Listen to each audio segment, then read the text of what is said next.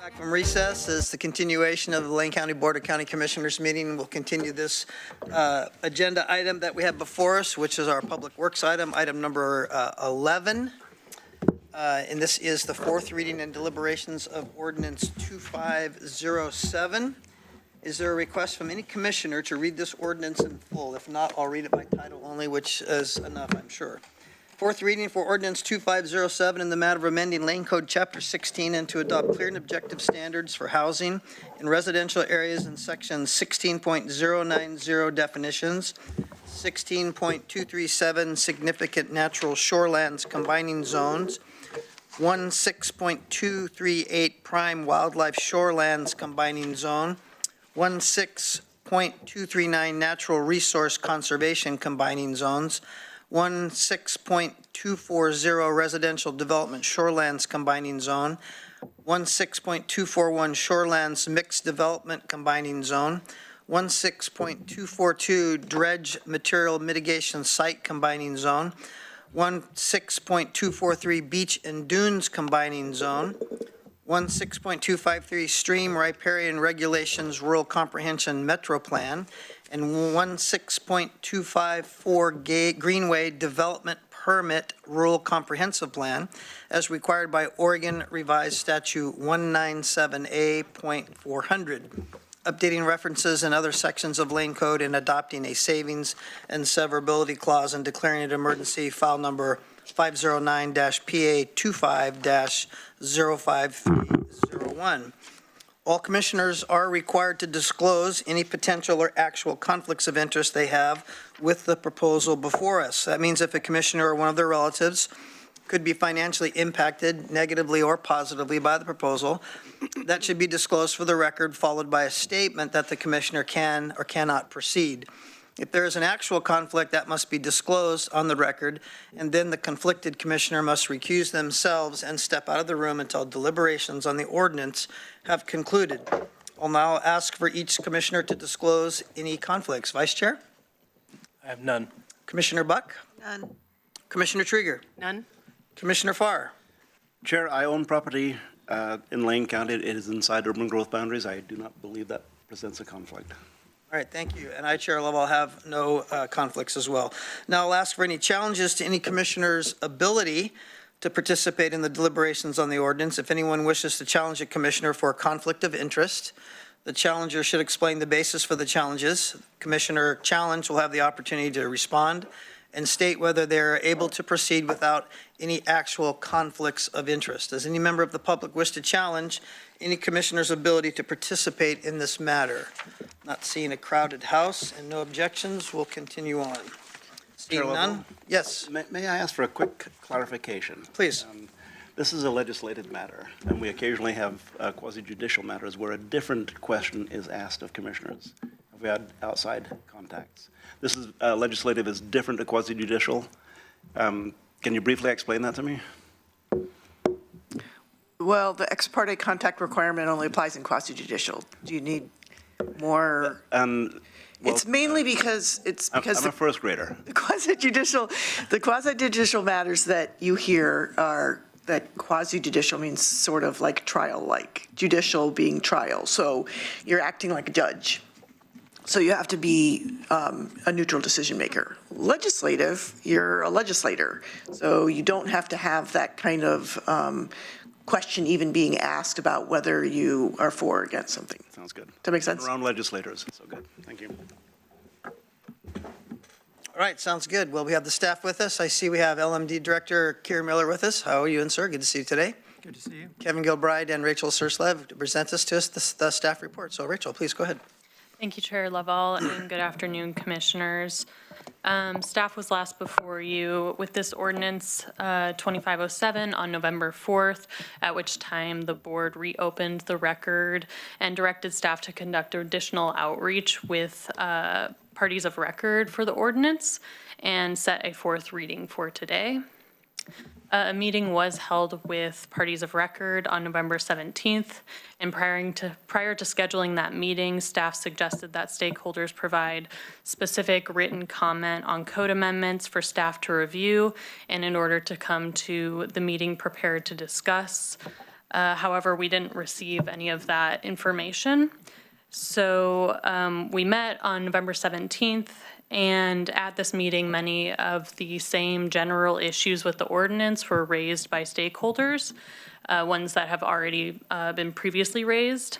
Mainly, several of the stakeholders believed that the riparian code is already clear and objective, and no code amendments are warranted to that section. Staff and county council still do not agree with that assessment, and we maintain that the proposed amendments are necessary to comply with state law. Ultimately, the stakeholders raised two potential issues with the actual proposed code language at the meeting. Firstly, some of the parties expressed concern that the code language in the riparian code does not make it explicitly clear that an applicant has the option to permit their development under the clear and objective pathway or the discretionary pathway. However, from the beginning of this project, staff has explained that we're going to take a two permitting pathway approach. One is the existing status quo pathway, and the other is the new clear and objective pathway. We believe that the proposed code depicts this structure. However, we hear that some stakeholders don't believe that the optional pathway is clear in the riparian code. So to increase clarity of the proposed code language, staff is proposing to make minor clarifying adjustments to the code language. This language is provided in the memo that was written for today, and I also have the language up on the screen if the board would like to review that language in detail. And then it is recommended by staff that the board read that language into the motion today, and then we'll have to have another reading at a later date if the board wishes to incorporate this language into the ordinance. May I ask a pertinent question? Please, go ahead, regarding this? Commissioner Farr. What is the date on this? It was published when the memo was published with the agenda. I'm not sure what date that would have been. I'm assuming Wednesday the agenda was posted, last week. Wednesday. I did, Day before Thanksgiving. correct. I did email it to the stakeholders that we met with. I emailed it to them directly midday on Wednesday. I believe that was, Midday, the day before Thanksgiving. yes. Okay, thank you. I'm sorry. Sorry, go ahead. Sorry, we have some questions here. Commissioner Also, Trigger. quick question, when you say stakeholders, we're talking about the two attorneys who requested more process? Or were there others in attendance or It was participating? everyone who participated in the stakeholder meeting, which there were three attorneys and, four attorneys, including Sean Malone and Lori Siegel of Landwatch Lane County, and then ODF and W, Joseph Stack was there as well. I think that was everyone. And so those are the stakeholders when you're referring to stakeholders? As well as Bill Close, Mike Reeder, and Aaron Notblum as well. Thank you.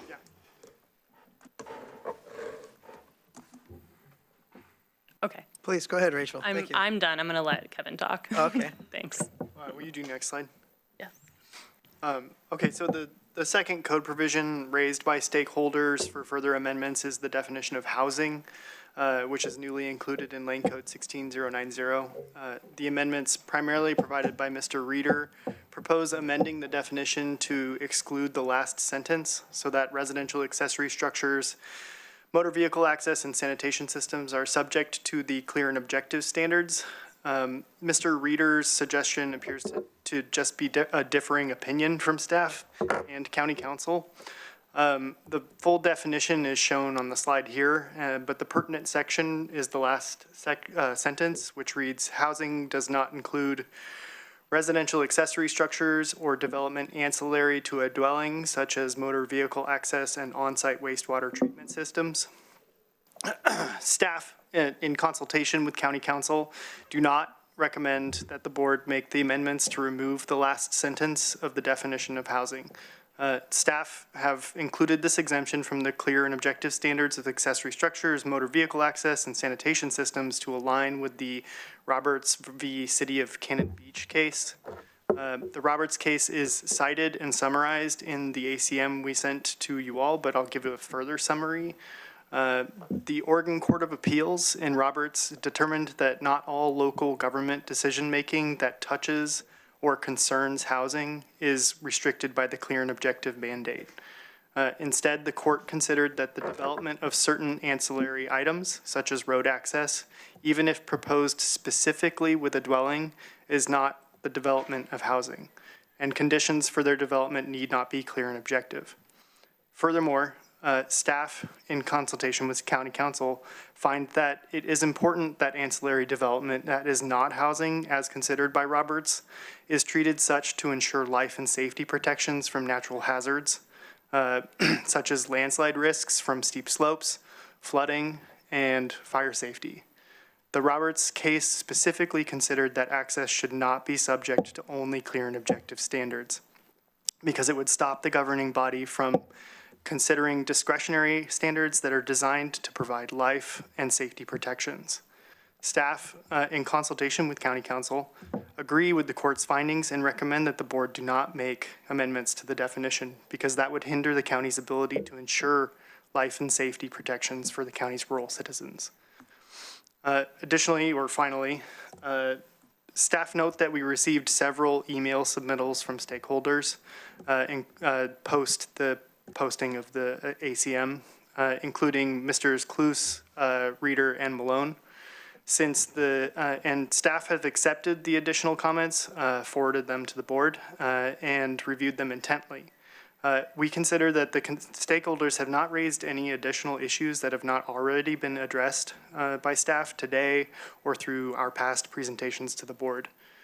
Additionally, the stakeholders have not proposed any additional specific amendments that have not already been addressed by staff, i.e.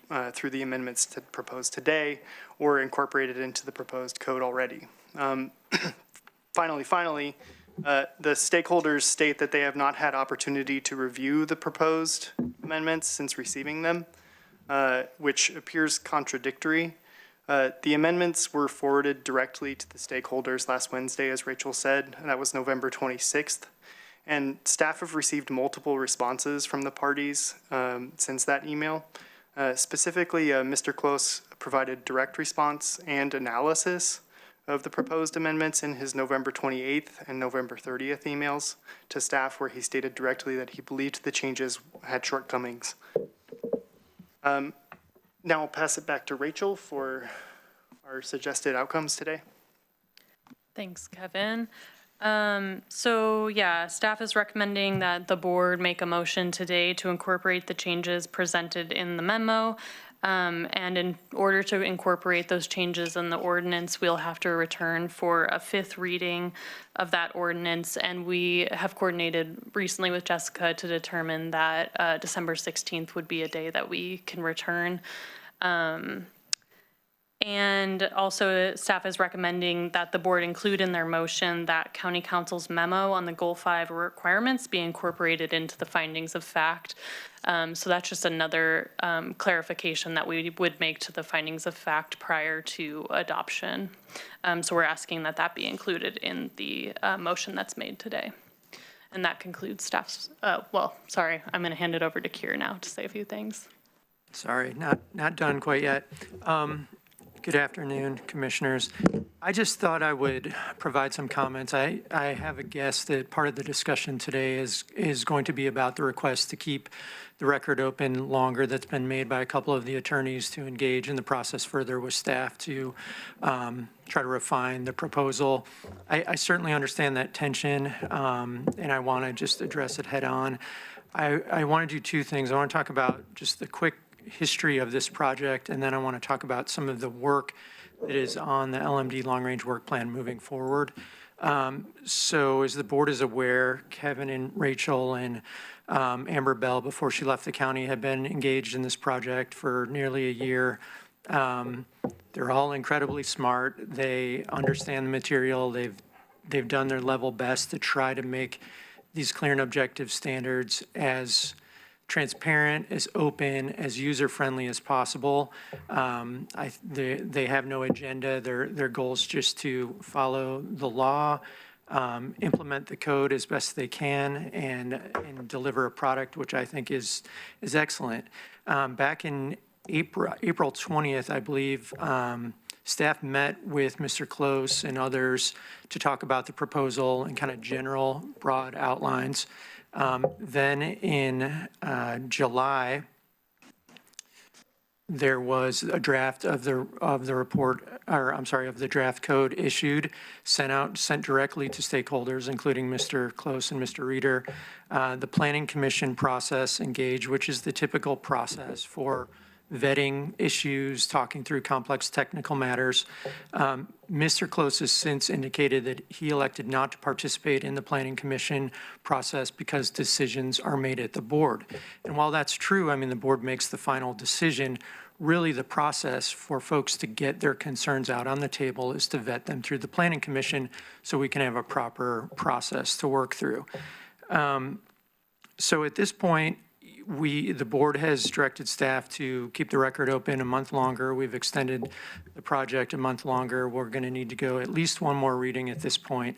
We've received very little substantive feedback. You've seen all of the feedback that we've consistently requested. In the last meeting with the stakeholders, we asked for comments, concerns in writing ahead of time. That did not happen. We had two issues which staff talked about. One, just a clarifying comment, and another recommendation for a definitional change, which we don't think we can support. Of course, that's a policy choice for the board. But moving beyond that, I start to get really concerned about staff's workload. We have a number of board projects in the pipeline that specifically address housing. And I just want to run through a few of these. We were working on an unincorporated community scorecard. That was the process that came out of the Blue River Project to try to identify how we can fit more housing into unincorporated communities. Amber Bell was taking the lead on that. Simultaneously, we were working on an effort to allow more manufactured home parks within unincorporated communities. We are working on other clear and objective code standards to make the code simpler, easier for development in Chapter 10, Chapter 13, Chapter 16, and Chapter 14. So this is more clear and objective work that needs to go on after this project. There are other applications waiting to get up to the board from individuals who've made development requests, and they're waiting on staff to have time to bring those requests forward to the board. We've had 3 grants awarded to help us with this work, some of which have deadlines involved. And we really only have a few staff that can do long-range work. And you're looking at 2 of them right now. And the more we spend kind of kicking the can down the road on this project, which at this point, I mean, I'm open to more feedback, but I don't know what the end result would be. I don't know that we can make this better or clearer for the public. We're running into issues with those other projects. And really, since Amber Bella's left, there's been very little work done on a number of those projects. And I'm concerned about them because I know it's a board priority. And so I'd like to see this project finished up in a timely manner so we can direct staff to work on these other important projects. Happy to answer any questions. Thank you very much, Mr. Miller. Appreciate that. Any questions from the board for staff? Commissioner Trieger. So just confirming, I really appreciate all that perspective and information, and I have great appreciation for the workload that your staff is under. This option 2 that's before us on the slide here, this satisfies what you're requesting, right? Yeah. So, and so final action would happen at our December 16th meeting, is that what I heard?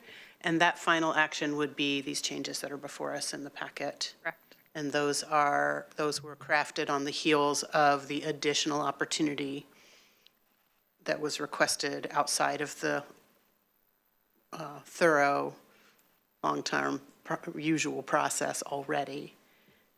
Yes. Great.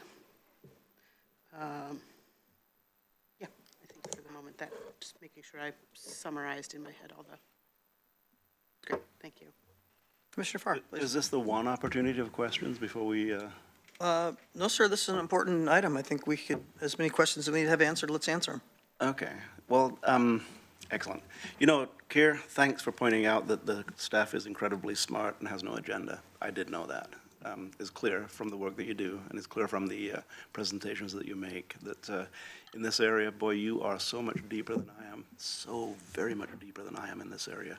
As a commissioner, you know, I've been a commissioner now for 13 years, city councilor for 10 years before that, state legislature, school board, all of those. I still don't have anywhere near the depth of understanding that you present. You know, as a commissioner, you know, we're the Board of Health, we're the Solid Waste Authority, with the Metropolitan Wastewater. We are an agency in the Metropolitan Wastewater. We do so many different things, so it's impossible for us to be as smart as you are in the area that you're smart. Consequently, sometimes it doesn't sink in as quickly. And sometimes, even though the answers seem just as plain as a nose on my face to you, they're not clear to me yet, because I still have questions and concerns. At the last meeting, we asked for meetings with stakeholders. Did we call it stakeholders or parties of record? Or is there a difference? There's no difference between those two. They're the same, okay. And so stakeholders could actually be people, newly identified parties who weren't necessarily parties of record already. And that's immaterial, you don't even need to answer that.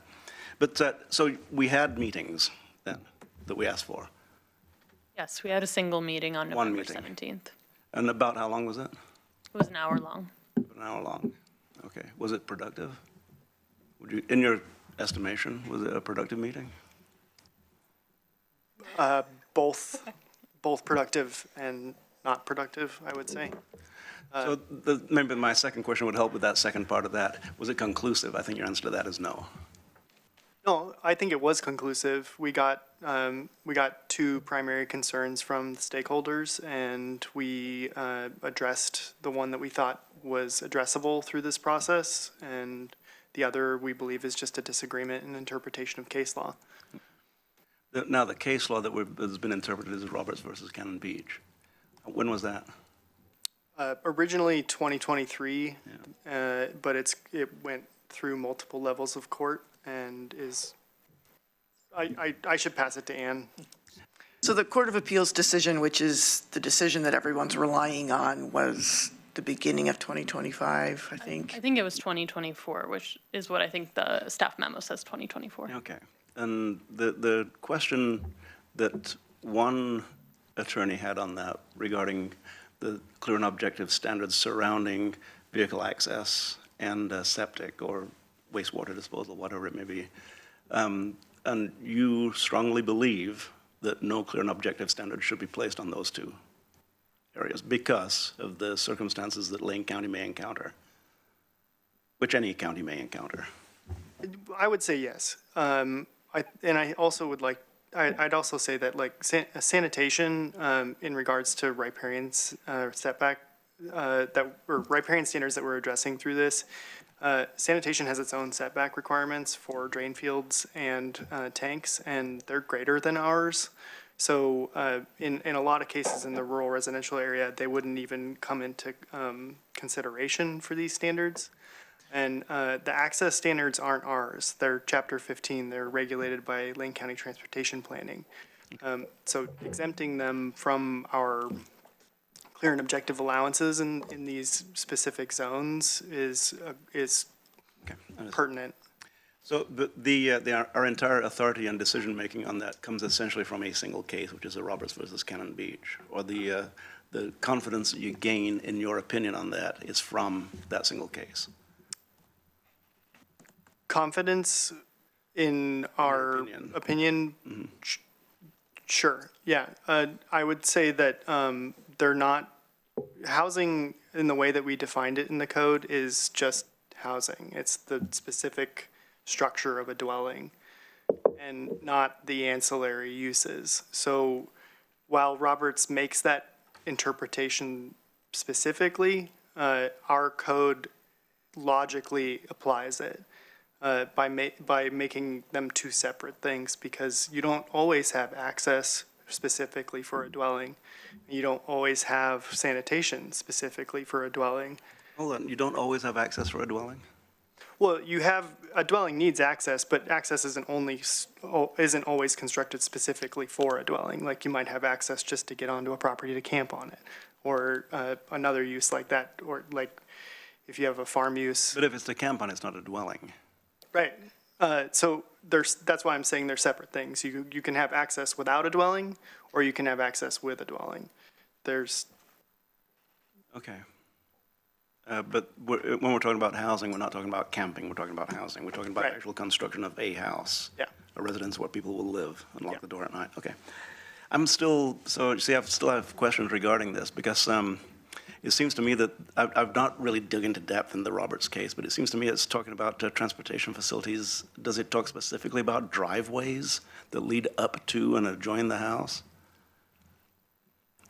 Does it, or? I think it does. You think it does? It's talking about, well, I can defer to Ann, but it is a case where they're specifically reviewing a house built on a very steep slope, and they're also considering the access that it requires to get to that house. And the determination was that the access should not be included in the clear and objective standards evaluated to place the house. On this one house? Correct. Okay, I understand that.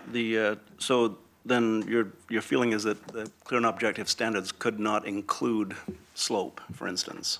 It couldn't be on a driveway can't be on a slope greater than 2 6, whatever. I mean, couldn't clear and objective standards easily be placed on how the driveway is constructed? We could develop those, I think, but we've determined based on this case that it's not necessary, or that we should not be placing clear and objective standards on access and septic. And there are differences of opinion on that. Yes. Can I just weigh in on the case? I mean, the case really, there were arguments on both sides, really kind of digging into policy issues about the safety.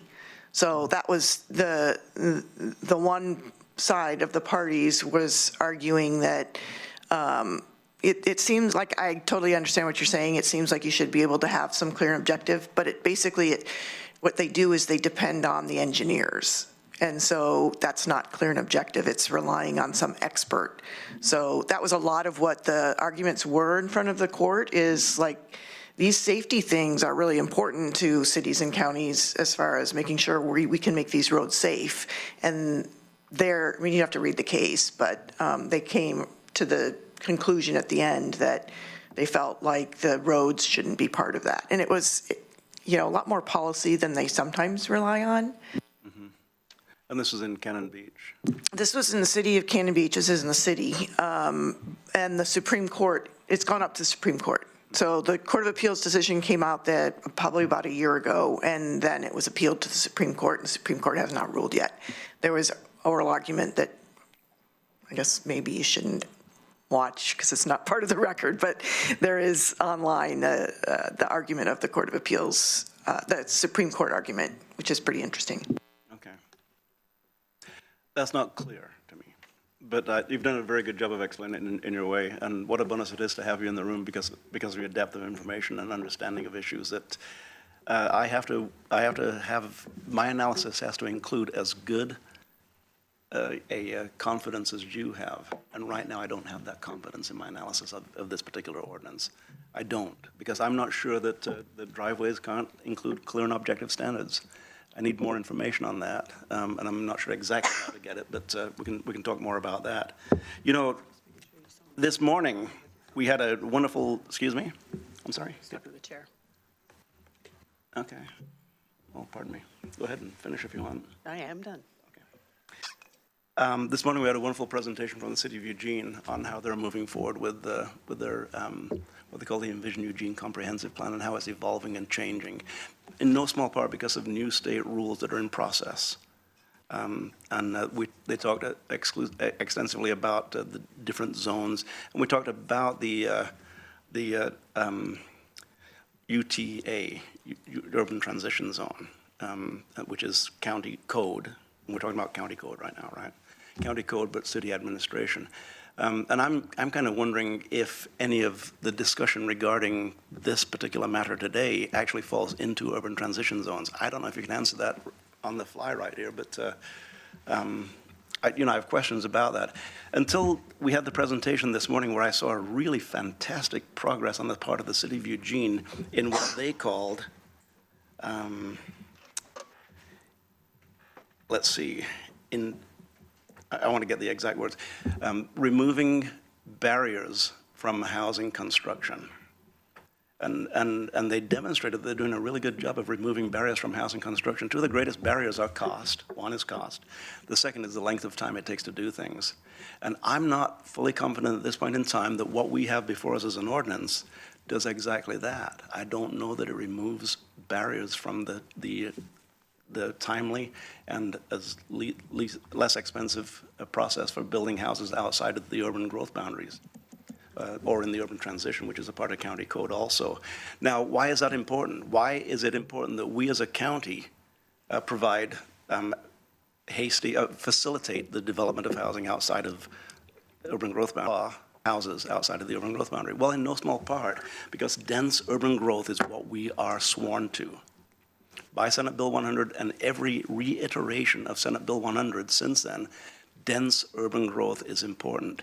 In order to have dense urban growth, Commissioner Trieger this morning pointed out that there are lots of, inside the urban growth boundary, particularly the one of Eugene, which we were talking about this morning, there are lighter development areas or areas of less density inside of urban growth boundaries.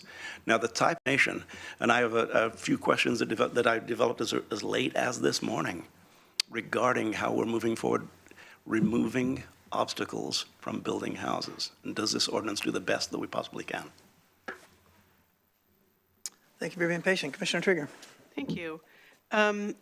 So I also process clarification. We're not being asked to vote on this today. We're being asked to approve this reading and then bring it back with the changes for an actual vote December 16th. Correct. Okay, great. Thank you. Just making sure I'm tracking that. And at question here, as I understand it, and from what I recall, Attorneys Close and Reeder both presented to us last time, one of the cruxes of the issue is whether it is clear that there is in fact a choice.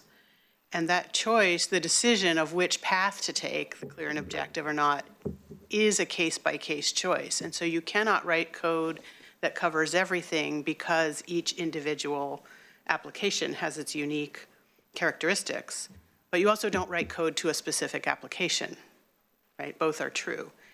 And so in fact, what we're trying to do here is update the code, in fact, which we are obligated to by state law now, in such a way that actually provides more flexibility because there are these choices of different pathways to take that accounts for property by property, some of the unique characteristics that may be presented to your department. Is that, am I right? Am I tracking this correctly? Yes, that's correct. So that's providing options, not creating barriers in my, yeah. In the queue, Chair. And then it's also my understanding, where will this actually apply? My notes, because we've been covering this for so long and I didn't date this, that clear and objective, that House Bill 3197 requires clear and objective standards for all housing zoned land outside the UGB and rural residential and unincorporated areas established after 1993. Is there not some date cutoff where some of this doesn't even apply in Lane County, or am I mixing up two different things? It's not necessarily a date cutoff. It's applies to any lands that are zoned for rural residential use. So we've identified that as land zoned residential in unincorporated areas.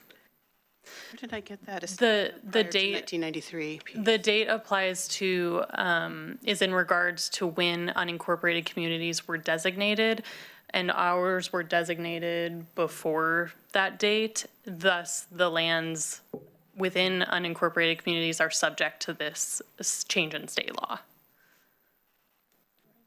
Great. So rural residential housing is allowed outright already, unless this very specific piece, the shoreland, coastal overlay, and riparian protections. This is really specific to the riparian protections and the vegetation removal piece of this, right? So I can just give a Yeah. brief background. So the way that we scoped this project, so the bill applies to lands that are zoned for residential use. And dwellings are already outright allowed in those zones through the rural residential zone code. And there's no discretionary process in that code for allowing or not allowing housing. Where it gets discretionary are where the overlays exist. So either riparian zones or coastal overlays. So we found that there was discretion in those areas of code that could affect the establishment of housing. So we identified those code sections as having discretionary pathways in them, and we went in and we created a clear and objective pathway. Great. So that's how we know the choice is available. We have made that clearer, and that was, when you say the meeting was partly productive and partly, that was the one item that we got some agreement on, right?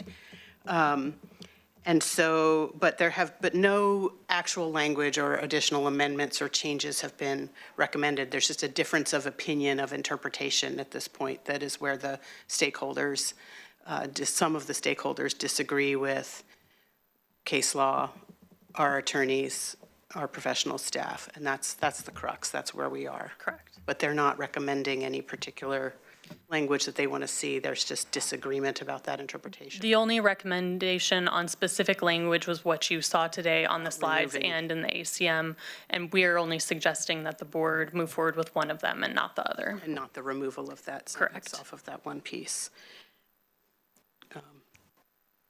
Okay, terrific. Thank you so much. Commissioner Farr. You know, clear and objective standards are wonderful. Absolutely. It's measurable. Everybody knows what it is. Everybody knows the criteria they have to get to in order to move forward as quickly as possible with whatever the project may be.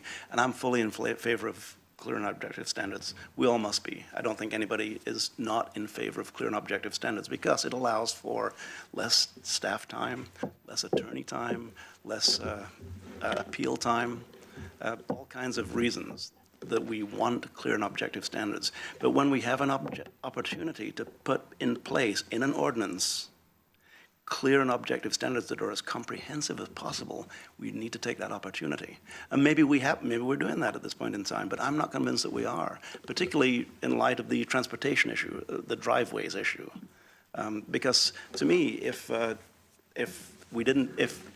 the House had clear and objective standards and it's met in very quick time, and in a very timely fashion, but the driveway falls under a different set of criteria that the staff can take more time, needs to take more time on because there's nothing measurable about it. You have to measure, you have to take every single case into account. Then that, to me, if we can put clear and objective standards around that, it's going to make it that much easier to get that house built, which is the ultimate objective here. And regarding the choice right now, people do have a choice of, if we put this ordinance in place, of the clear and objective standards that are cited in this ordinance, or the way things are right now, which is a more timely, potentially more litigious route. Now, I don't want that. That's not a good choice to me. This is the choice we want people to go toward, is clear and objective standards. So we have to make it as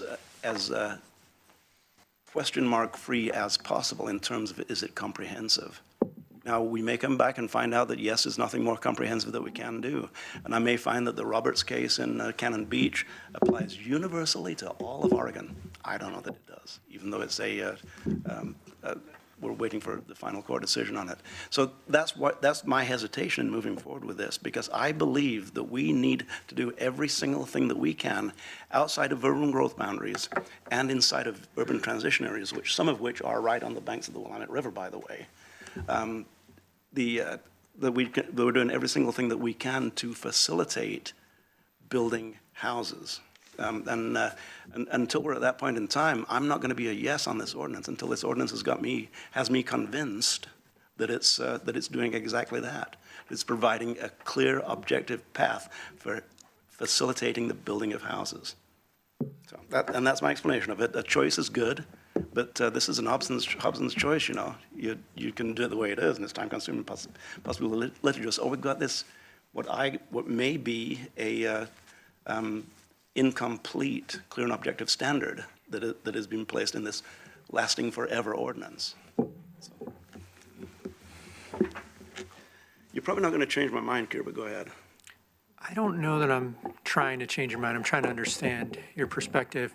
I think that right now it seems like there's just one issue on the table that, and that has to do with whether or not we should exempt driveways from the clear and objective standard. I'm using that as a halcyon. I'm using that as a beacon, that one, but there may be others. Well, there's been none other brought up by the folks who we've spoke with extensively. That seems to be the final remaining thing. Which you found out in a 1-hour meeting? Or? I mean, we've been requesting comments for months. So there's this one issue. The question is, does the board, and I think it is a policy choice and can weigh in if otherwise, this case I don't think governs. It just kind of is directive in that right now as it stands, it says you don't have to look at roads in your clear and objective standards. You could exclude it. So it's not a requirement that we make road clear and objective standards for access. However, if the county wants to take into consideration life safety concerns where other factors can be weighed, they can do that. And that is, at the end of the day, our biggest job is promoting health safety. That's our role. And so staff is always going to recommend that we take steps that are reasonable, that protect the health, safety of the public. So that's our recommendation on this one specific issue. The board could choose today, that's fine, we're good. We think you can make roads safe and still have clear and objective standards. And that's it. There are no other issues on the table. And we've tried our level best to solicit them in the timeline we've had. And at this point, it feels, I don't know if this is a delay tactic or if there's something else going on. It's baffling to me why we're still talking about this. It truly is. And I don't mean to be hyperbolic about that. I've looked at the emails that have been sent by the attorneys, and we've asked for specific examples of things they'd like changed. And let's have some more meetings. And it hasn't been productive at this point. Well, since I'm the one that's delaying at this point in time, I can assure you it's not a delaying tactic on my part. It's other than so that I can fully understand before I'm the third vote on this, because as we sit right here, I'm the third vote on it, you know. And so my vote's an important one here. You know, in other words, I got to decide on this, don't I? So when I do decide, I want to be accurate, and I want to have all the information on this. And I'm being very brutal and very forthright on this at this point in time. And Keir, you know, I've told you over and over again how much I trust you and your staff's work. I rely on you and your staff's work. In this situation, I don't know that we're getting as much out of this ordinance as we possibly can to facilitate the building of housing outside of urban growth boundaries and in urban transitions. So, and that's my only delay on this. I'm not sure which way I would vote on it if it came forward at this point in time. But I'm not a yes vote because I don't believe I have all the information that I need to help me make that third vote decision. Can I, Trude? I just want to get clarification, and I'll do as I did a month ago when we last had this item, to ask for direction from the board, particularly Commissioner Farr, related to this issue, since you have concerns about it, on specifically what you would like to see different or what questions you would like to be us to come back on December 16th with. It's helpful. This makes sense. It's helpful to get clarity on the areas that you feel that we could further address the ability to make housing production easier under this framework that is required under this state law. And Steve, as many notes as I take, I don't have those questions written down. So I do have questions. I can give you a couple of them right now. But as we move forward, once again, and some of this really came to light this morning when I saw the progress that the city of Eugene is making on what seemed like ironclad reasons to not increase urban density inside the city, inside the urban growth boundary, and ironclad reasons to not expand the urban growth boundary. It's changed, it's evolved, it's changing, and state rules are changing. And I really would like to know, once again, that my decision is going to be based upon the best set of information around the best ordinance that we can possibly write on this. And maybe, Kier, maybe it's me and you just sitting down and really going step by step through this without burdening staff with more time constraints on their part. But again, I'm not comfortable that my vote is going to be cast in the right direction at this point in time, so I'm not going to make it. Vice Chair. Okay. Thank you. I appreciate it. It's been a lot here. So I guess my concern is with this ordinance, and for some reason you brought up driveway or access, but wasn't it also sanitation, or did that one get ironed out? It is wastewater sanitation. So there was two. So Can you there pull the was slide up? access and sanitation. It's that language right there, the last sentence. Access and onsite, okay. So there was two. So at this point, there's really no way to take a parcel of land, put a house on it, driveway, and sewer system through our clear and objective pathway. Is that what I'm gathering? That's correct. Okay, so I guess if we were gonna make a policy judgment, do you see a way that clear and objective, because that's what's been stated, we would all like, that there is a possibility to make that happen, that clear and objective, you could take a parcel of land, put a house, driveway, sanitation system, and everybody's a wiser? Sure, I mean, potentially there is, but is it the smartest thing to do? I mean, we could write code that says, you know, you can have a slope more than 5%. We know that's safe, but we know there's parcels that, you know, they might want to have access of 14%, and they might have an engineer who can explain why that makes sense to them, and they can convince us that that makes sense.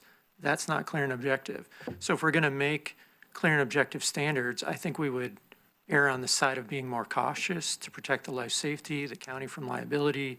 So I just wonder what, I mean, yeah, we could do it, but would it really be that beneficial, and would it really be used in the end? Gotcha. Because if the driveway didn't meet that slope, now the whole clear and objective for the project is out the window because of that driveway. I see the crux. And yet, there's still a path forward. Excuse me, hang on a Right. second. Okay, well, I guess it feels like maybe we could have addressed that, if when we had the stakeholders involved, we could have finished the meeting it felt like maybe they didn't feel like they were heard to completion on their end, but you're saying you didn't schedule the next meeting because you felt like they had been as productive as they could have been at that point. Is that kind of what I gathered? I think it was Kevin that mentioned that. Well, I think also the board had given us, you know, there was a set timeline. I mean, that was November 4th. We had this meeting today. There's a packet we have to get to you all. So there was a pretty truncated timeline to begin with based on the direction we received. And again, it's not like there was a whole lot of ideas coming out of that meeting.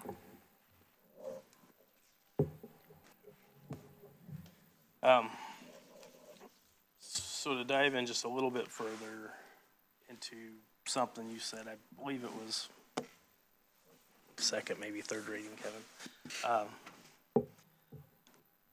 You mentioned that this is more strict than state law because going clear and objective, in some places you've got to say, well, if we're going to put a driveway in at 5%, then we have to say, if it was going to be clear and objective, you'd have to say it can only be 2%, and then you know it's going to be stamped approved. Is that kind of what is that a simpler way of what you were getting at in the previous comments?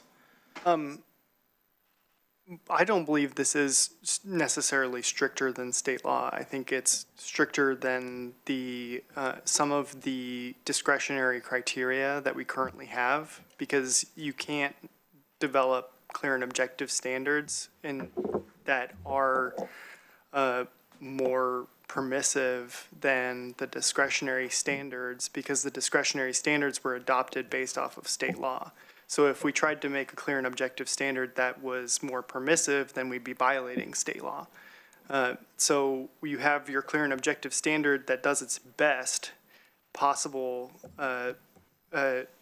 job at protecting the natural resources while also not violating state law. And then if you want to go beyond that somewhat stricter restriction for some properties, then you get your discretionary standards that are more flexible, because you balance those to meet the requirements of state law rather than just having these specific measurements. Okay. Gotcha. Well, I guess, so say I build a parcel of land, and I think this might be one of the hangups. I can build that house through clear and objective if it meets these standards, 300-foot riparian setback, so on and so forth. Then to get the driveway in, I've got to go through the previous process where each driveway is its own driveway. There's got to be Sorry. No, please. I think there's a base misunderstanding with access here. And for most properties, access doesn't go through the setback area. It doesn't go through an overlay. It comes from an existing right-of-way or an existing local access road directly to where you're proposing to build your house. And that section of the property, 90% of properties, it's not in an overlay that we're even talking about for this process. Some people might want to put their access in the riparian setback area, and that traditionally would be through the existing standards, and you get your maximum vegetation removal allowance, and you can put a portion of your driveway in the setback area, and you're good to go. And nothing that we're proposing here really changes that allowance. Every property owner gets their maximum vegetation removal and linear removal allowance in the riparian setback area. And by omitting the access and sanitation and accessory structures from these clear and objective standards, we're not changing that. And it doesn't affect most property owners. It might affect 1 in 30, because most people don't want to cut down riparian vegetation in order to build their driveway. Okay, but what if that was somebody's only option to get to the piece of property, though? Then what's the process? Yeah, then they have that allowance. We're not taking that away. It's already an allowance. Right, the allowance is already there, but to a certain level. I mean, say their driveway's longer than the allowable riparian removal. What does someone do at that point? That's, if they want to exceed the vegetation removal allowances, then they have to go through a type 2 process. And that is how the code is written now, and it's how the code is written as amended. And I just want to clarify that, and providing a clear and objective pathway in that scenario isn't necessarily going to make it easier for them to get a driveway, because the clear and objective standards have to be commensurate to the discretionary standards. That was our approach with this project, because we can't violate our natural resource protections. So I just wanted to make clear that they still have an option. It's just only going to be the discretionary option. And by not providing a clear and objective pathway, it's not like we're taking away any opportunity for them to establish an access. Because there's, reading through the emails, there's a lot of Goal 5 overlay talk of we need to readdress the overlay, the Goal 5 overlay, and part of that was, from what my understanding was, because of the clear and objective standard. Some parts we made it more strict, some parts or less removal. Well, the new code doesn't make the code stricter. All it does is make a clear and objective pathway for people to develop. And that clear and objective pathway could be stricter than the discretionary pathway, but it's not actually making the overall code stricter. Right, but that's what I'm saying, is this clear and objective pathway would be more strict, say, less riparian removal allowed. So it would be, Well, no, it's only for when so if you're proposing a dwelling in the riparian setback area, you're getting a specific allowance under the clear and objective standards, but it doesn't stop you from taking advantage of the other vegetation removal allowances. So you build your house, and then you can still do the allowances under subsection 5B, which give you the full original vegetation removal allowances that currently exist in the code. It's just the act of proposing housing in rural residential zone, in a rural residential zone, that is subject to the clear and objective standards, and everything else still gets the existing allowances. That was good. That's good.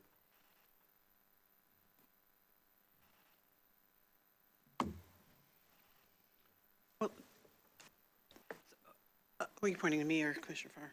You're the one's been squirming the last 2 minutes. Squirming. I'm pivoting my chair about to pay attention to the speaker at the moment. So again, without any specific request for a language change or direction, our option is really, the impasse is about that sentence between some stakeholders and everything else. So it really comes down to that.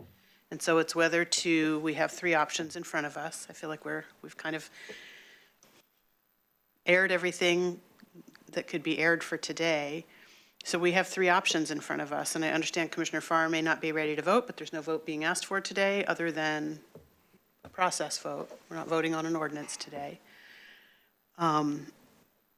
Because in the absence of specific language requested by any stakeholder, in the absence of any option provided, a recommendation from our staff and legal counsel, that's where we are, right? Am I missing something? Is there other, because the only other thing I'm hearing, I also don't know if this is some kind of stalling tactic, or if it is by whom or who would benefit, or what the eventual, maybe a few steps down the road advantage to this not being in place when something else might be happening. I'm mystified. So I'm just trying to move us forward. It seems like we've got three options to take some action today. And so unless there's more presentation or questions, I would be happy to move us forward and make a motion. I haven't had a chance to weigh in yet, but go ahead, Commissioner Farr. Yeah, and I'm fine with that. I may not be ready for, unless something happens between now and whatever date you propose, I may not be ready for a vote then either. But I think we've taken some huge steps in that direction today, just listening to the dialogue we have. And what I'm missing on this is a dialogue. Say I'm waiting in queue to ask my questions, and then we go down the list. I'd like to sit in the room and ask the questions, rather than wait for my queue, get the answers, and then, let me weigh in on that again. I have a question regarding discretionary standards. Whose discretion established those standards? Whose discretion was it? Is it state discretion? Is it voter discretion, or is it county discretion? The planning director has the discretion, so it's a type. Discretion is local, and it's just discretion. It's not a law. It's just, that's how I feel today. No, that's not a correct characterization of it. But, so these are the questions that I'd sooner not ask out in public, because, I have some, what may be embarrassing questions, like, isn't that obvious? Well, yes, it's obvious now that you state it. So I would love to have a further dialogue between now and whatever date is established. And if it's, look at counsel for this, if it's legal for me to sit with county staff and ask my questions directly to help me with my analysis. I don't see a problem with that. Okay, then I propose the date, and if I may get perhaps with you, Keir, and determine what's a good time to sit down for 45 minutes. It may take 20 minutes, may take 2 hours, but just to answer my sophomoric, sometimes, questions. Thank you. All right, I'm going to weigh in here too. I've been waiting. Thank you for your patience. Appreciate all your diligence. Everybody's kind of getting frustrated with this, but I just have kind of one question that I want to ask. Obviously, we have stakeholders that still believe there's something to be discussed, and our staff and you folks believe everything's buttoned up. So my question is, do you believe there's any hanging chads that we're going to get challenged on? Always. Please, Mr. Miller, go ahead. I mean, if somebody wants to object, they're going to object. I don't know that, I think it's been in the emails that have been sent, there's been some discussion that, well, we should hash the issues out here now instead of on appeal. That's great, but I haven't heard those issues presented to date. So, I mean, will they come up down the road? Possibly. So let me suggest maybe a solution that maybe help Commissioner Farr move along in this, and myself included. Would an opportunity for the stakeholders to say, submit your questions in the next 2 days, and we'll give you 1 more hour of our time to discuss this. Like Commissioner Trieger said, we're voting on here today just to approve the 4th reading and move to the 5th, whereas we get to the 5th reading, that 1 more hour could button up all these questions and we could approve and move on. What do you think about that idea?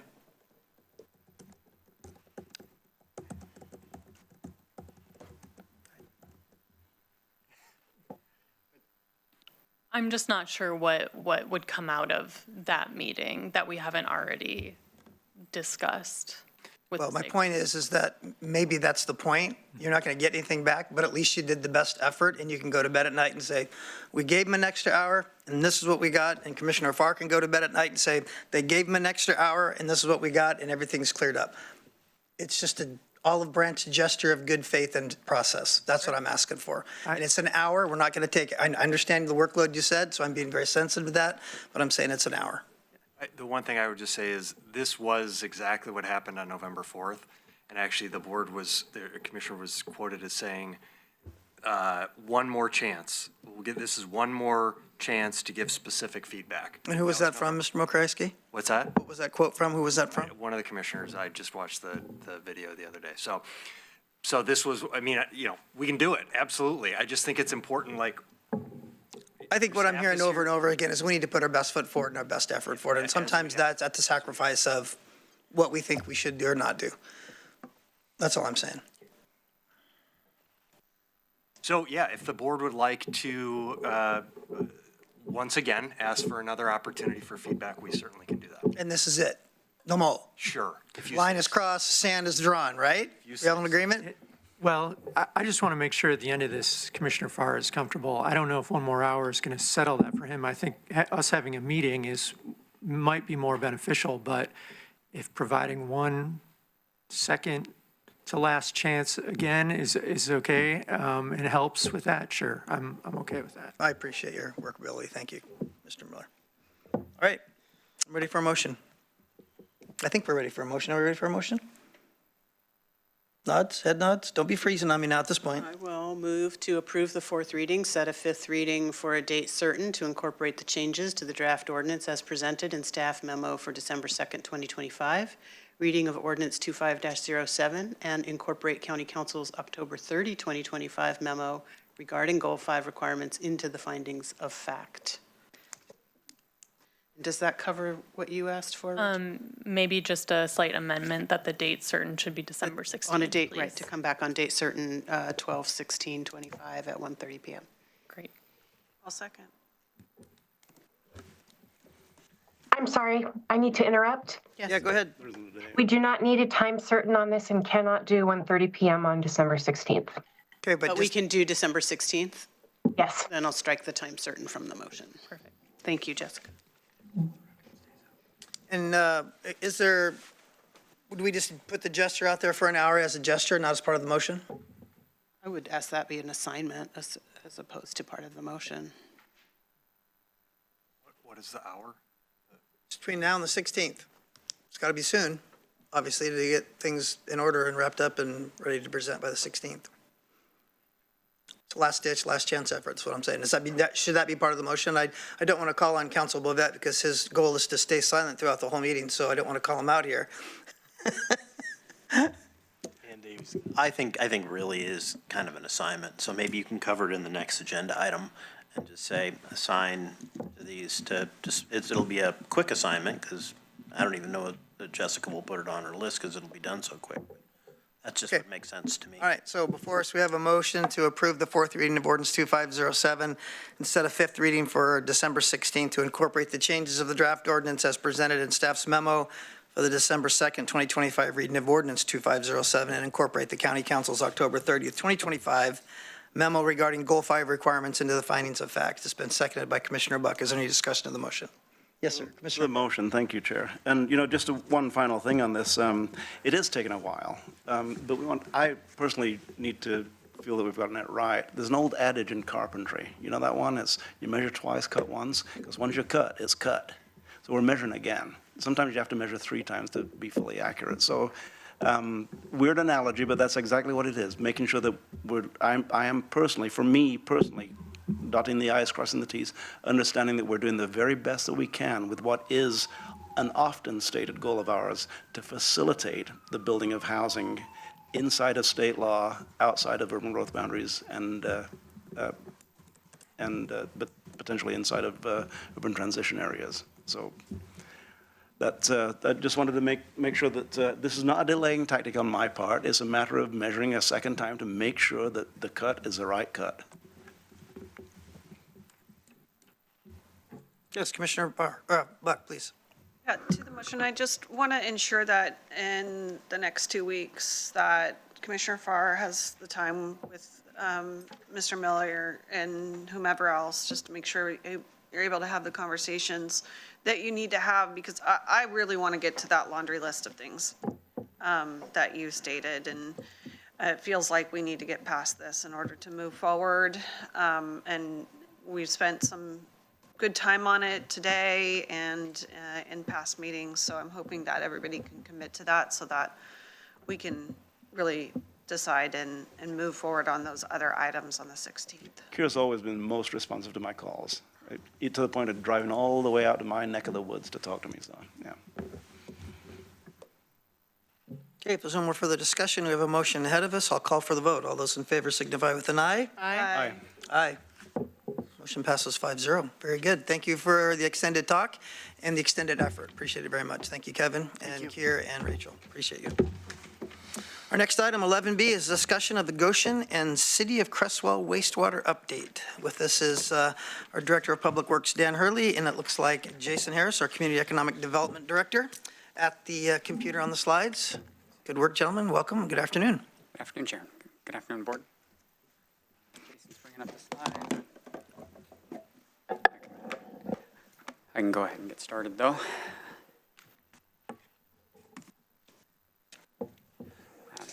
Please Good. proceed. All right. Good afternoon, Commissioners. I'm here today to bring you up to speed on what we used to call the Goshen Wastewater Project. This has been a project that's been in the works for quite a number of years. And now we're more recently calling it the Goshen and Cresswell Wastewater Project. The last time we were here to discuss this issue was about a year ago. Jason Harris is here with me, our Economic Development Manager, and he was here with representatives from the City of Cresswell. And at that time, the board gave support for initiating a Metro Plan amendment that's needed to be able to expand services from outside of the metropolitan area bounded by the urban growth boundaries of Eugene Springfield to services from the Metropolitan Wastewater Management Commission, which is a mouthful. And I know we don't do acronyms here, but I'm going to say MWMC going forward. So I want to share some good news. We met with MWMC about a month ago with representatives from Cresswell to ask for support from the commission to move forward with the Metro Plan amendment and include Cresswell. And the commission was supportive. They're going to be giving us a letter of support so that we can use that as we move through the next steps in land use for that Metro Plan amendment. And we took an initial run at a Metro Plan amendment a few years ago. I think it was 2021 we kicked off that effort. And as we got into the conversations with the city councils and the planning commissions, it became clear that people needed more detail around issues around cost and capacity to to make sure that extending services outside of the existing boundary area wouldn't have negative impacts on the current customer base. And so we've spent quite a bit of time working through those issues, gathering information, and now we're prepared to move forward with that. So over the next few months, we will be starting that process in meeting with the joint planning commissions and then the joint elected officials. So we'll have the three bodies of the Lane County, the City of Eugene, and the City of Springfield to be able to weigh in on that Metro Plan amendment. So I'm going to take you through a set of slides here that we shared with MWMC last month. Some of you have seen these slides before in some form, but there's been some turnover with the board as well, and some of you may not be as familiar. And as we're bringing this topic forward into the public discourse, wanted to make sure that the public is aware of kind of where this project came from and the intent of it. So this goes back to probably around 2011. The board started talking about trying to increase the economic potential in Goshen. And Goshen is a unique area here. It was recognized by the state as a regionally significant industrial area.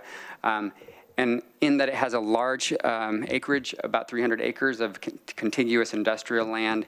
It's at the intersection of key transportation corridors with I-5, Highway 99, the rail line. There's substantial power investment there. There's the ability to bring water in from the Willamette Water Company. And also access to communications and labor markets with Eugene Springfield. But the big barrier has been inadequate sewer infrastructure, and so that's been the impetus behind this project. So in June 2013, the board adopted the GREAT plan, the Goshen Regional Economic and Transition Plan. That required us to go through a land use process that eventually went up to LUBA to attain a Goal 14 exception that was remanded back to the county to do some additional work, and the big piece of that was to do a wastewater feasibility study. So we partnered with a consulting firm, Kennedy Jinks. Next slide. And they completed a wastewater feasibility study looking at a few different options, ultimately landed on connecting into the MWMC system as being the best option cost-wise and for environmental and long-term operational outcomes.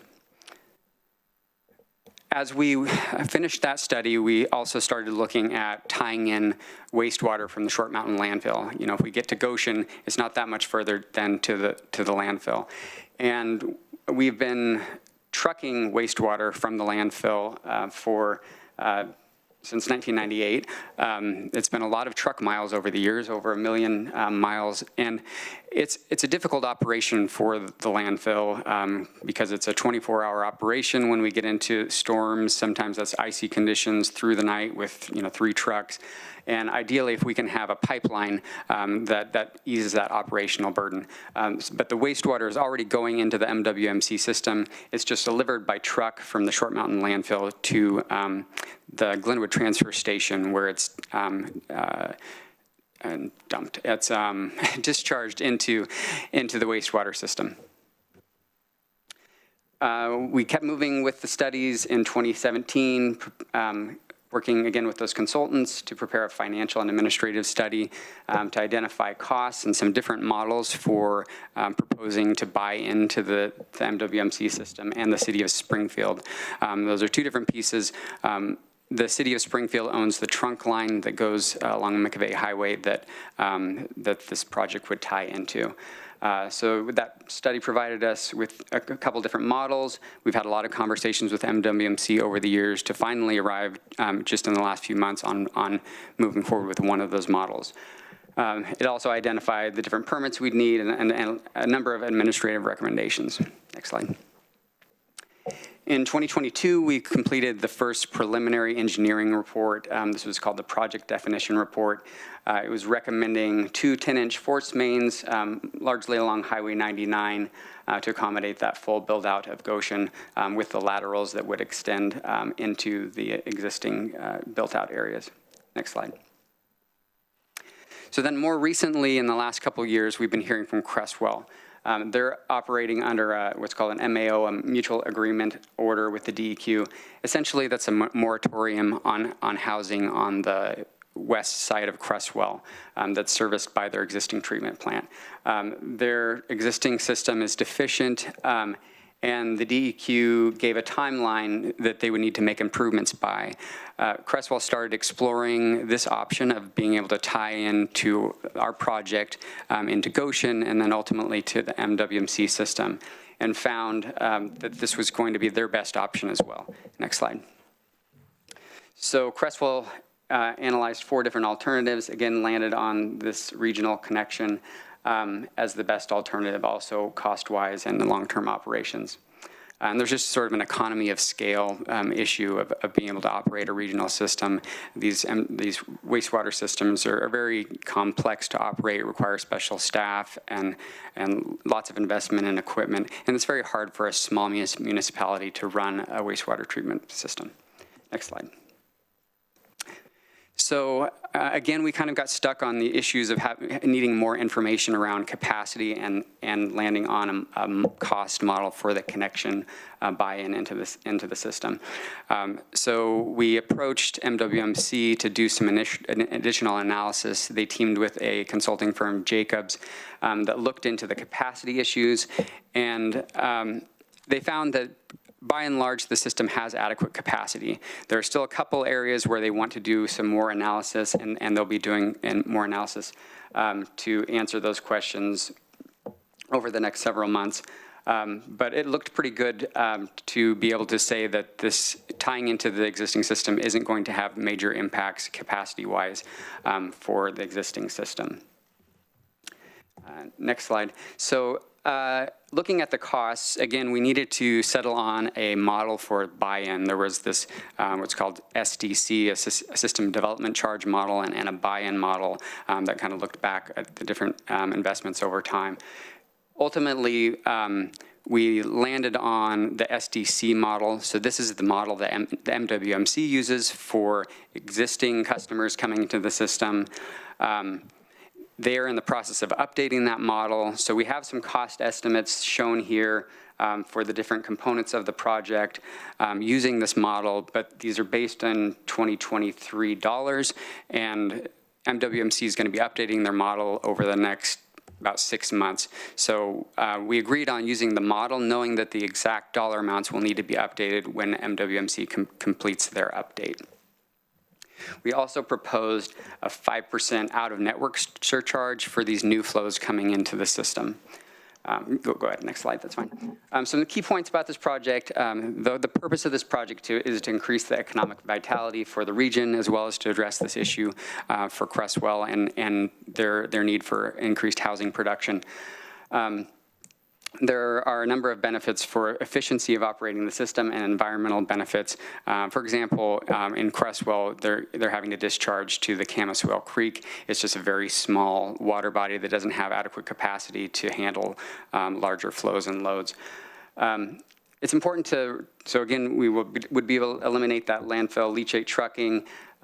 It's important to note that the Goshen flows wouldn't be immediate. You know, we're looking at a build out over decades in Goshen. So those connection fees wouldn't occur until those connections happen. So immediately for the landfill leachate and for the Cresswell, but Goshen would happen over a long period of time. There are some benefits to MWMC and the community for expanding the base of ratepayers. So as there are large capital improvement projects needed for the MWMC system over time, there will be a larger ratepayer base to be able to accommodate those financial needs in the future. Again, proposed 5% out of network surcharge. And one big point is that this doesn't open the door to all sorts of different connections. You know, there have been other parties that have been interested in connecting into this system, such as the Lane Community College. Junction City recently is looking at this as a potential option. But what we're proposing here going forward is just looking at Goshen and Cresswell. So as we get into the Metro Plan Amendment, the elected bodies can decide whether to go forward with just Goshen or Goshen and Cresswell. Next slide. So the reason why this is needed, so currently the Metro plan limits connections outside of the UGB with some limited exceptions. But there are land use allowances to connect from one UGB to another UGB. So that's how we're able to do this without needing an exception from state policy. We would need to amend policies to make sure we don't have what we call cross connections, so other entities that would want to connect along the way. And again, this will require approval from all three elected bodies. Next slide. So the future next steps, so here we are today with our work session. We will also have work sessions with the City of Eugene and the City of Springfield. Springfield will be first in the shoot at January 5th, and I think we're still confirming with the City of Eugene, but it's looking like January 28th. Then we will have the Joint Planning Commission, so the planning commissions from each of those three bodies. The Planning Commission, that Joint Planning Commission meeting is being scheduled for April 4th. Then each of those planning commissions will have their own individual deliberations from February through March. Then we'll convene the elected officials with the joint elected public hearing in April. And then there will be deliberations and final action. We're looking at May. So that's the timing coming up, and just wanted to make sure you're aware as we start moving into the next phase of this project. Next slide. Once we're able to get the Metro Plan amendment, if that's successful, there's still quite a bit of other pieces of work that will need to happen. So again, those regulations will have to adopt around cross connections. We'll have to complete the engineering study. We'll need to update the MWMC intergovernmental agreement. That's the agreement between those three parties for MWMC. And Commissioner Farr is our MWMC rep and has been supportive of this project all along the way.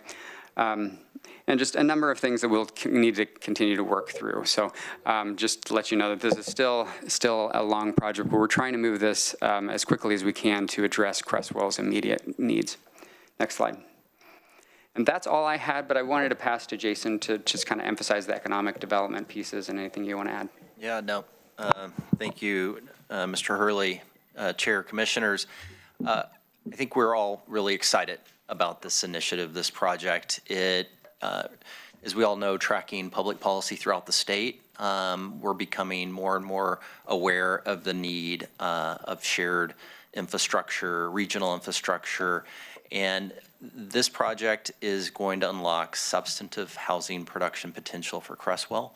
It will advance the industrial site readiness between Goshen and Cresswell sites, and it really illustrates Lane County being a leader to address these pressing needs through our county. So we look forward for your continued support, and we're all available for questions.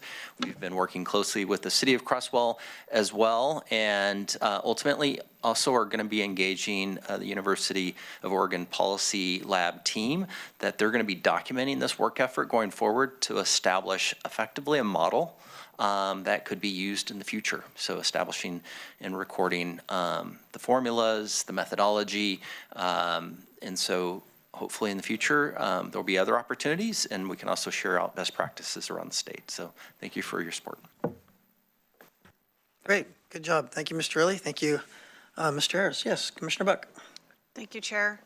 Thank you for the presentation. I think Commissioner Farr and I have been following this the most of all the board members, him sitting on MWMC and myself as the commissioner for the Cresswell area. I think this is a prime example of our highest and best use of the county in assisting small communities in housing production.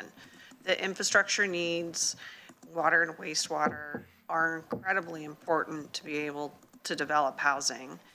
And right now, as you mentioned, Cresswell has a housing moratorium due to this issue.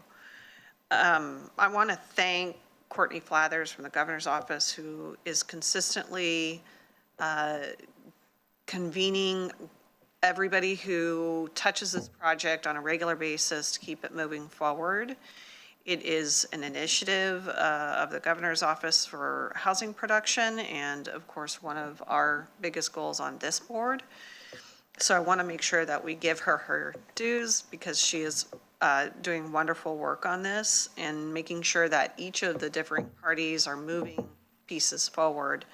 This is a long-term commitment. We've been working on the pipeline from the landfill for a long time, and Goshen, long before I became commissioner. But being able to partner and say, well, we've got this large pipeline we want to put through, and be able to hook up a small community who otherwise is not going to be able to grow, is just one of the best uses of our tools and infrastructure that we wanted to do anyway.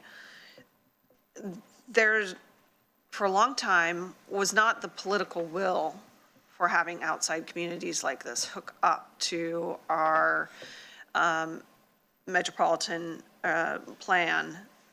And now we are in a era where regionalization is so critical in order for us to lift all boats.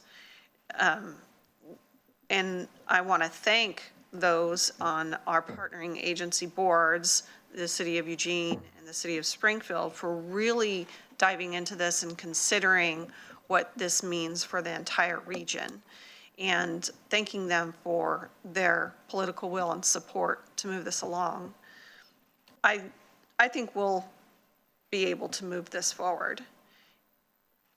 The real hurdle, I think, ultimately in the long term, is going to be financing the actual build out of the pipeline itself. We need some really big dollars, which weren't all listed in this today. Like we have the list here of the connection costs, but that is not the costs for the actual building of the pipeline itself. And I think, if I remember right, we're in like the $70 million range. That's correct, Commissioner. Yeah. And finding that kind of money in infrastructure projects these days is really challenging. So that's going to take some time. But Crestwell needs some assurance from the county to be able to let the DEQ know that we're working on it and we're going to get there. But we are going to have to find ways in order to get this funding, infrastructure dollars, some way, in order to actually make this a reality. I think that is going to be even harder work than being able to get all the paperwork and planning together, which we'll be able to do hopefully in 2026, by mid-2026. Being able to advocate to our federal government is really where those kinds of dollars can come from. That is beyond an ask to the state of Oregon, especially in our constricted financial outlook. And it's certainly not something that we can ask customers to pay for at that rate. There's just no way that a wastewater or water bill could ever incorporate that. It would be far more prohibitive than even doing the project itself. So we have to find federal funding in order to make this a reality. So we obviously are committing to doing that work for the community of Crestwell, but also for Goshen and landfill site. But I just want to put that out there because we're going to have to advocate really, really hard with the federal government and to make our case in a competitive atmosphere for infrastructure dollars. Commissioner Farr. Thanks. And Commissioner Buck, you've been working extensively on this as I have, and we share the same enthusiasm for the project. We also share the same caveat that the cost is prohibitive. But I got to tell you, money is just money, right? Money's not miraculous. It's just a matter of finding the right source that will pay for it. Can we do it? I'm optimistic, because it won't be me doing it, it'll be some future commissioner. But that being said, I'm optimistic that can be done. What is miraculous is that we have the MWMC. That is a miraculous thing. The fact that somebody years ago, the agency had the foresight to get together intergovernmentally and produce what is a national leader in projects such as this. Projects certainly inside of its system. Projects, we wouldn't even be able to think about this kind of a project if we did not have such a robust infrastructure, which is governed by the MWMC. That's the miracle. And so everything else is just research work and getting the numbers in position to help the federal government at some point make a decision that this is something we all do. It is human waste that we are treating, and that it's something that you can't stop.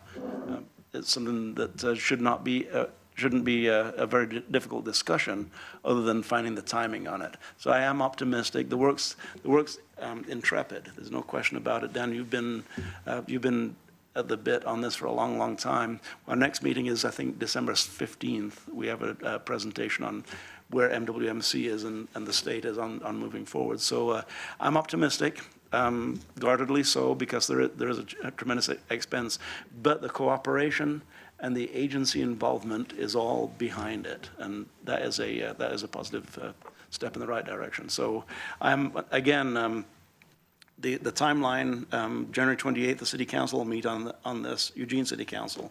And then I'm excited about the February, March timeframe where the Planning Commission deliberations, the three planning commissions, Lane County, Springfield, and the City of Eugene, because a lot of the details will be hashed out in that, and a lot of the future presentations will be hashed out during that process. So anyway, I could talk more about this, but I think you've said everything, Dan. I think we're moving in the right direction. You have my support. I've stated it all along, and I think we're ready to move forward. So thank you. And Commissioner Buck, I'll say right here at the podium, thanks for your involvement in this, because getting both of our shoulders to the wheel on this has really made that wheel move. Well, great work. I'm excited as heck as everybody else is too. And Dan, you said that it's just Goshen and Cresswell. So it begs the question, as I read the memos in paragraph D of the packet, it said that Springfield's going to have a $3.1 million connection charge. I know these are 2023 numbers, but I'm curious if this is just Goshen and Cresswell, is that the Glenwood hookup by chance, or is that just some other fee that Springfield's going to have to come up with, and then another one to incorporate this municipal sewer system for Glenwood?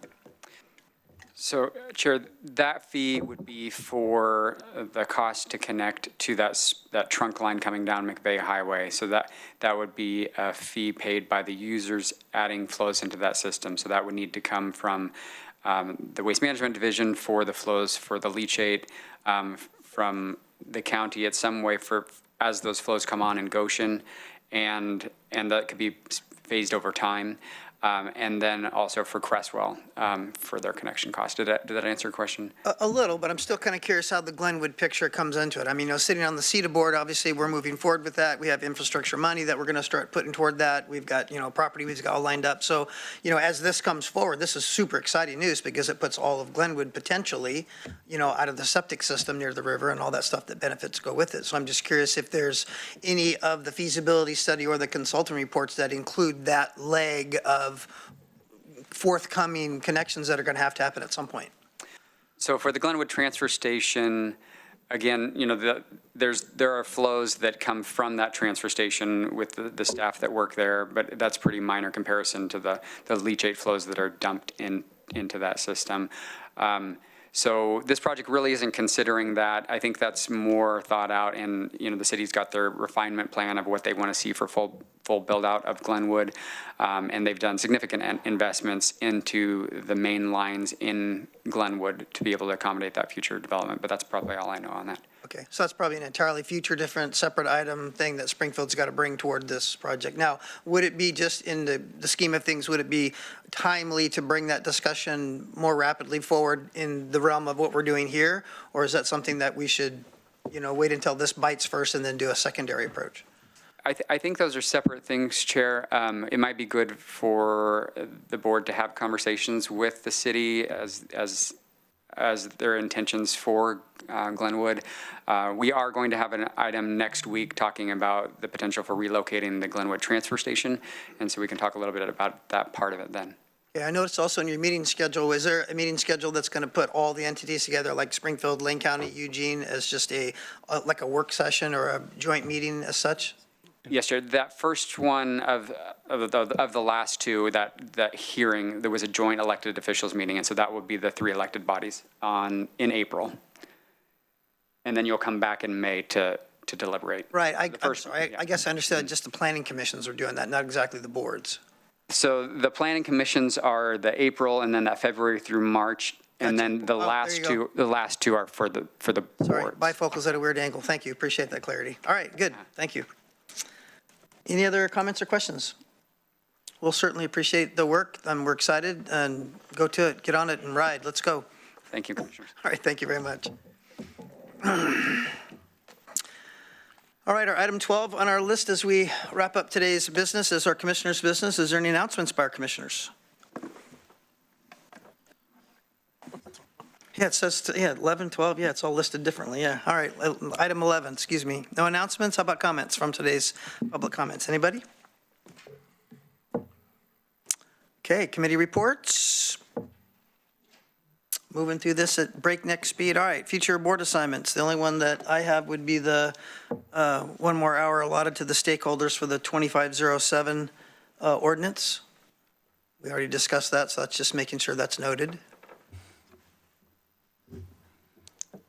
Okay, and I see Commissioner Buck's hand out to my left. Commissioner Buck. I have one item that I wanted to propose to the group. When we went up to Blue River to do our board meeting, we had a tour, and we were able to walk through a newly placed home.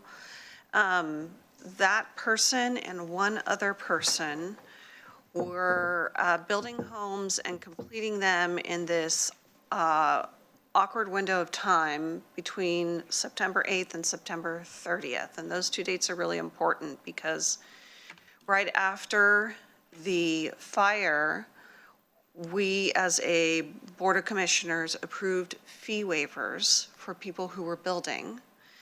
And we acted first before the state of Oregon implemented what I believe is House Bill 2289. And that fee waiver was for the 5 years, and it ended on September 8th. However, the House bill, because they acted afterward, didn't necessarily ask us what our timeline was. Their deadline was September 30th. So people thought that they were able to qualify for a permit waiver if they finished before September 30th, when in fact, Arlene Manuel said they had to be done by September 8th.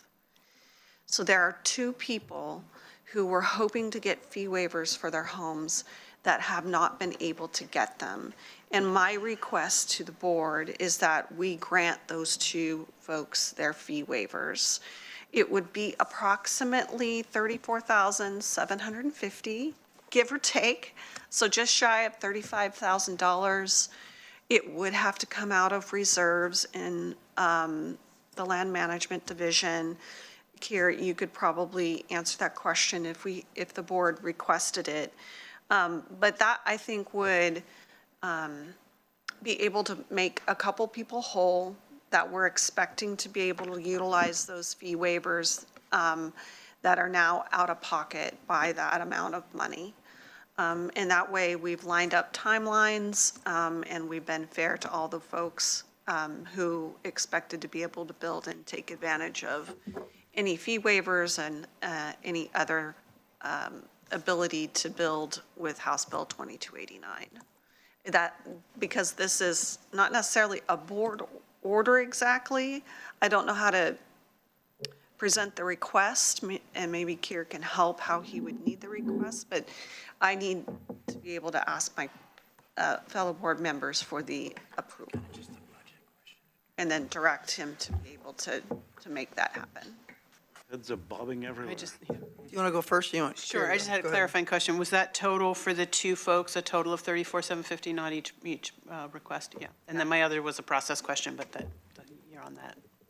And it's just an important conversation, knowing that, Kier's department is already short of funding. Yeah, I would say it's one-time funding from reserves. It's not going to make or break the LMD reserve fund. It's a choice on behalf of the board. So and I would say probably just giving head nods to direct us to do that. It's within the administrator's authority to approve that amount. So I don't think it would have to come back to the board unless we would do, maybe because it's coming from reserves, it would be part of a supplemental budget action. But this would be your direction. If you agree, then this would be your direction to staff to execute that. that would be my request then. I have one question on that. I mean, I'm not fully understanding. Is this the fee waiver that the home buyers already purchased the home? So is this fee now incorporated into their mortgage that they have done? And this is something that would be, we would give them as a reimbursement that would reduce their monthly income on their mortgage? Or would it just be a cash thing? It's just the straight fees that we would charge for the land use and building permits for these structures, which I think at least one of them has already paid us, so it would be a reimbursement at this point. And that would be to not the home owners per se, but the land trust people? It would directly Homeowners. to Okay, that's my question. private landowners. Well, I think one of them it might be a nonprofit, but one landowner and one church, I believe. Okay. All right, good. Thank you. We did do Keir, not we, the proverbial we, really Keir's department was able to look into it and just comb through and make sure that we caught anybody, and it just turned out to be 2 people. Hey, looks like you got 5 head nods. All right, good deal. Thank you so much. Good suggestion, Commissioner Buck. Thank you. All right, Mr. Mokryski, review assignments, please. So just those two, the Commissioner Lovall's request to offer another 1-hour meeting for the development attorneys to provide additional feedback on the clear and objective standards, and then Commissioner Buck's request to provide fee waivers for the 2 homeowners in Blue River. Okay, super. Good deal. Thank you very much. Is there any other business that we need to attend to as a board? If not, we will recess until tomorrow. We'll meet at 9 a.m. in the BCC conference room upstairs and then do a work session to explore public safety levels for the sheriff's office. As of today, we are recessed. Thank you.